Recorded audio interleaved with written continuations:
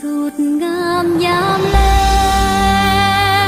งแดนแห่งอิสลามภูเขาป่าด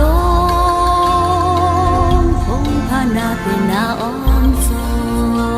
งดอกไม้สับซ้อนแสงสะอ้อนส่องกลิ่นหอมหวนสนสาดทั้งมวลมีสีเสรีรวมสามัคคีเป็นพี่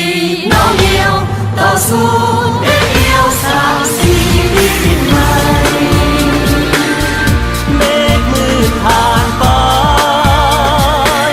สีสดใสเข้ามาแทนที่ดินแดนแห่งนี้สุดที่ลำธารและนักโลกได้พาแรงทั่วแห่งโลกเสียสละสู้สนหากแพ้ไปดีเทพบอยนี้จะหักษาศักดิ์ศรีรัศมีไปให้ทั่วแดนนา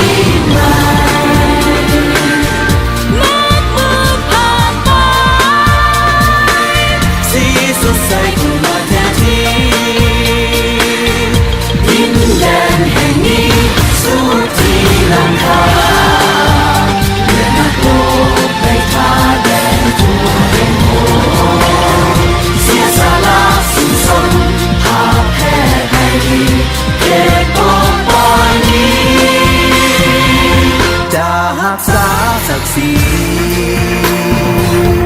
แค่รัศมี